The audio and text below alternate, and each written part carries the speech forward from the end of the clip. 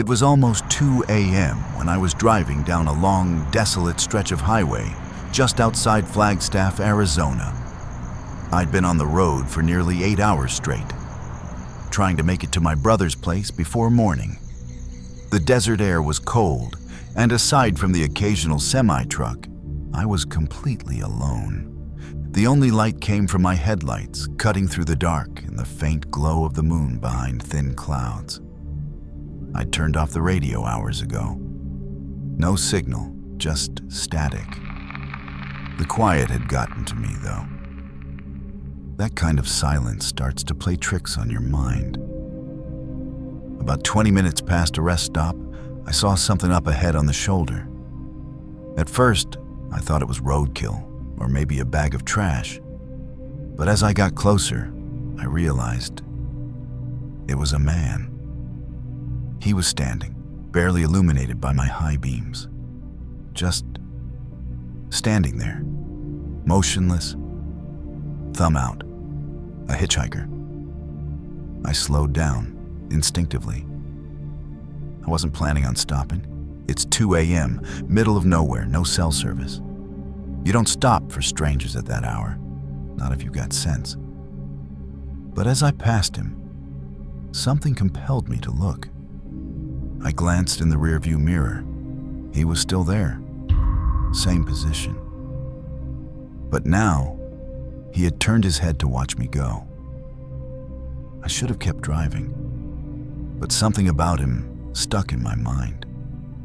He wasn't ragged or dirty like you'd expect. No backpack, no belongings, just jeans, a dark jacket, and what looked like old leather boots. His face, what little I could make out in the mirror, was pale. Too pale. Something about his stillness unnerved me. I kept driving for another 2 or 3 minutes, arguing with myself. Maybe he's in trouble.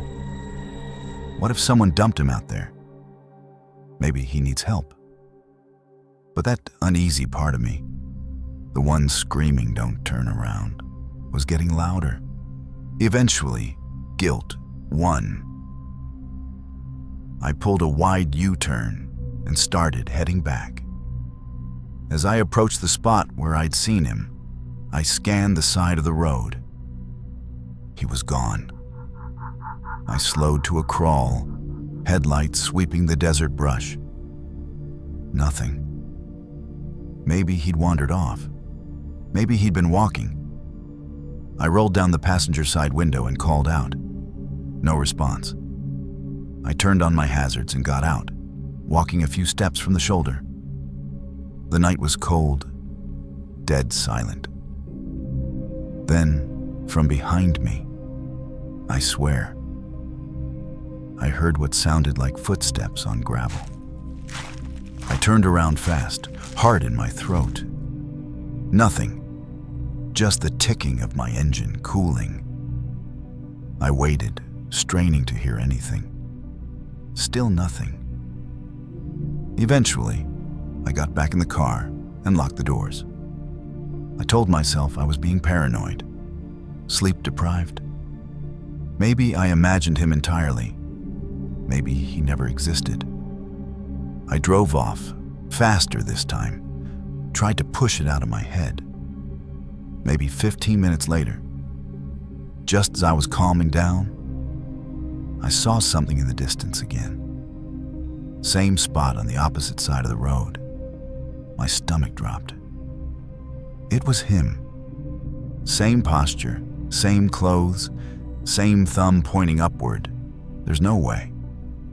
Number way. I'd left that place 10, maybe 12 miles behind. There were no other turnoffs, no side roads, nothing but desert and dirt. He didn't just walk ahead of me. I sped up, heart pounding. I didn't look at him. I didn't stop. I didn't check my mirrors. The rational part of me said, turn around, figure it out. You must have missed something. It has to make sense. But some deeper part of me, something older, primal, knew better. I just drove and drove. After a while, I began to feel calmer. I didn't see him again. The highway stretched ahead in an empty ribbon of black, and dawn was finally starting to creep up behind the hills. I told myself it was a trick of the dark, my mind playing games. But then, about 5 minutes before sunrise, I saw headlights in the distance. Another car coming toward me on the other side of the highway. The first one I'd seen in over an hour. As we passed each other, I glanced over just out of habit. And I swear to you, he was in their back seat. Just sitting there, facing forward, same clothes, same pale face, still expressionless, staring straight ahead like he'd always been there. I nearly ran off the road. The other car kept going, disappearing into the dark. No indication anything was wrong. Just two silhouettes in the front and one passenger in the back. That was it for me. I drove straight through the next 3 towns without stopping once. Didn't even pull over for gas until the sun was fully up. Even then, I stayed in well-lit areas and avoided talking to anyone. I didn't sleep for over 36 hours after that. The next morning, I checked the news and forums, just out of curiosity. Nothing. No reports of a hitchhiker or an accident. No mention of someone matching that description. It was like he never existed. But I know what I saw. I know what I felt. And to this day, I won't drive that stretch of highway at night. Not ever again. Because whatever I saw out there, it wasn't human and it wasn't walking. It was waiting.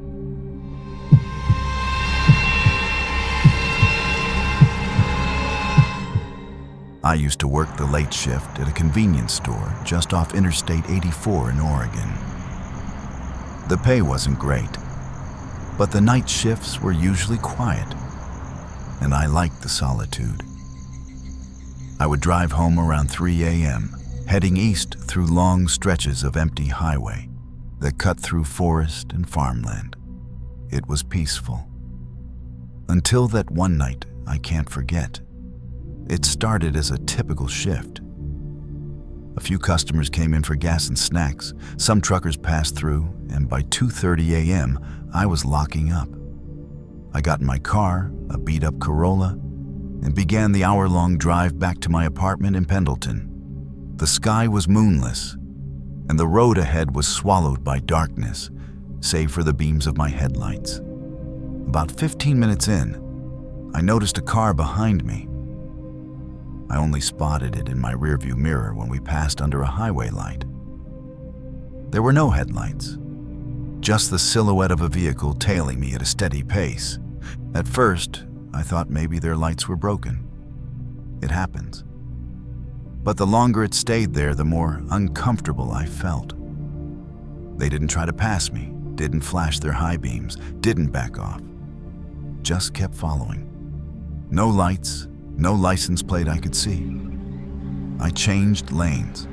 They changed lanes. I slowed down. So did they. I sped up to 75. They matched me. Something was off. I turned on the radio to distract myself, but static filled every station. No music, no voices, just white noise. It was like the world had narrowed down to me, my car, and that dark shape behind me. My hands were starting to sweat.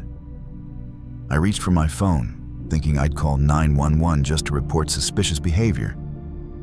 But there was no signal. Just no service in the top corner. I took the next exit, a rural road I never used, and hoped the car wouldn't follow. It did. Still no headlights. This road was worse. No streetlights, no houses. Just thick trees pressing in from both sides. I couldn't see the moon, couldn't see stars. It felt like the world had gone dark, except for my own headlights cutting through the void. And then, the following car disappeared. I noticed it because my rearview mirror suddenly showed nothing but black. I tapped the brakes slightly, no change. I craned my neck. The road behind me was empty. I let out a nervous laugh. Maybe they'd turned off somewhere. Maybe it was just some creepy kid playing a stupid prank. Relieved, I turned back onto the main highway, taking the on-ramp back toward Pendleton. The highway was deserted. 10 minutes passed. Then, my headlights flickered. Just once. A blink. I gripped the wheel tighter, heart pounding. Then the radio switched itself back on. Except it wasn't the station I left it on. It was playing some old gospel song I'd never heard before, warped and distorted, like it was playing underwater. That's when I saw them again. No headlights, no taillights, no engine noise. Just there. Suddenly, they were back behind me, as if they'd grown from the dark. One moment, empty road. The next, a car in my rear view. Barely visible but unmistakable. Closer this time. They crept up, inch by inch, until I could no longer see their hood. Just a dark void where a grill should be. I swerved into the right lane. They followed. I sped up again, 85 now. But they stayed inches from my bumper. If I had braked, even lightly, we would have collided. But I didn't dare stop. Then my car's lights shut off completely. No headlights, no dashboard. Engine still running, but the lights just died. For 3 seconds, I was blind. Total blackness, both inside and outside the car. Then they came back on, and the car behind me was gone again. I pulled over at the next gas station I saw. It was closed, but the lights were on, and that was enough. I sat in the parking lot for half an hour, engine idling, just waiting for something, anything, to happen. Nothing did.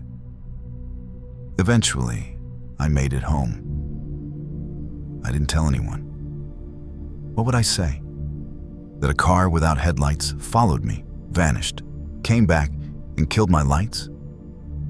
That I felt like I was being toyed with? 2 nights later, I was at work again. A local trucker came in, someone I'd seen a few times before. He looked tired and pale. "You ever drive 84 East at night?" he asked while paying for coffee. "Every shift," I said. He hesitated. "You ever see a black car follow you? No lights, but you still feel it behind you." My blood turned cold. "Yeah," I said quietly. He nodded, eyes distant. "Happened to me last week. Thought I was losing it. Passed it. Looked inside." He trailed off, shook his head. No one was driving. He didn't say anything else, just walked out. I've since quit that job. I take the bus now, even though it adds hours to my day. But sometimes, when I'm alone on the road, I still check my mirror and wonder if the car with no headlights is just waiting for me to take the wheel again.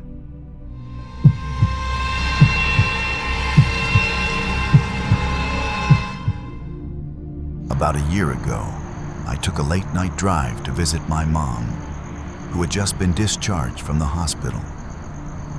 She lived in a quiet, rural town about 5 hours away, and I didn't want her spending the first night back alone.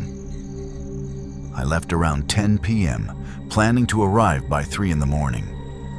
It was all freeway driving, nothing complicated. The first few hours were uneventful. Music playing, coffee in hand, occasional check-ins with my girlfriend via text. Around 1:30 a.m., I was about 90 minutes out. That's when the GPS chimed in, telling me to take an alternate route due to heavy traffic ahead. Strange, I thought. Traffic at 1:30 in the morning? Still, I didn't think much of it. I tapped OK and let the GPS reroute me. It told me to take the next exit and follow a smaller state road that cut diagonally through some farmland. I'd driven this route many times, but I'd never seen this detour before. Maybe a new update? As soon as I exited the freeway, everything felt different. No streetlights, no other cars. Just an old two-lane road flanked by overgrown fields and dense patches of woods.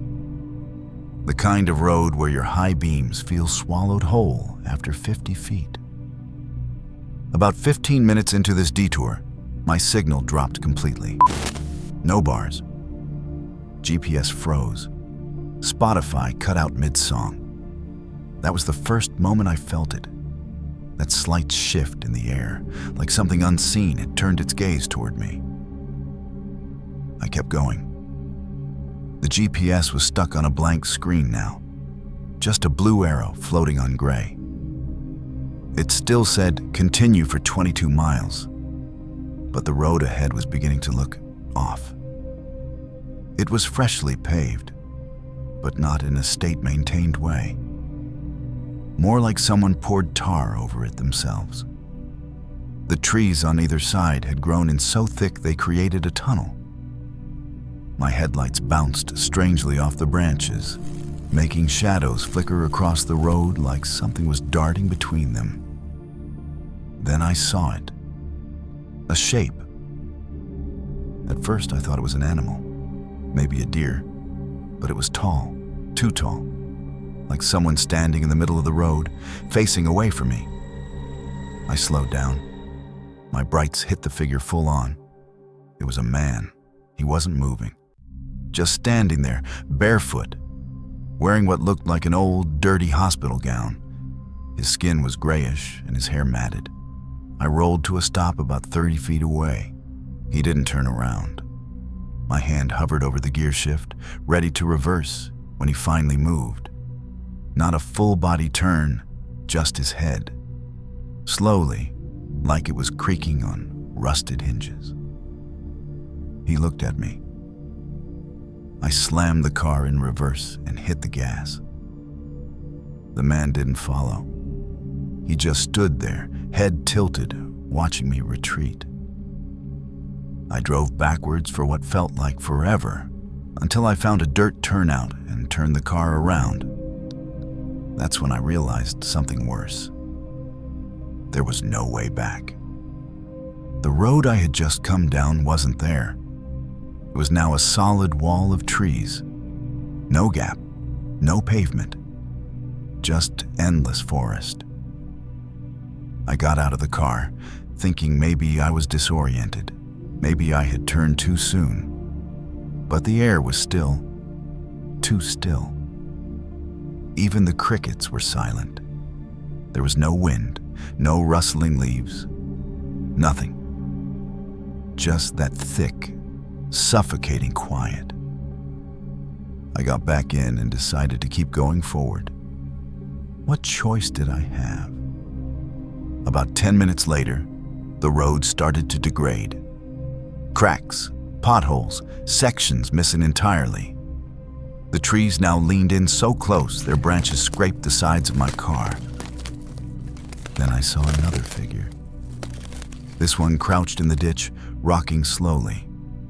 I passed it without slowing down, heart pounding. I didn't want to know what it looked like. I didn't want to stop. I didn't want to look. A few minutes after that, the road ended. Not in a dead-end sign, just ended. It turned into dirt, then gravel, then nothing.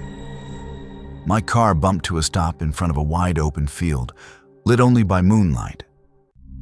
And in the middle of that field, a A single street lamp.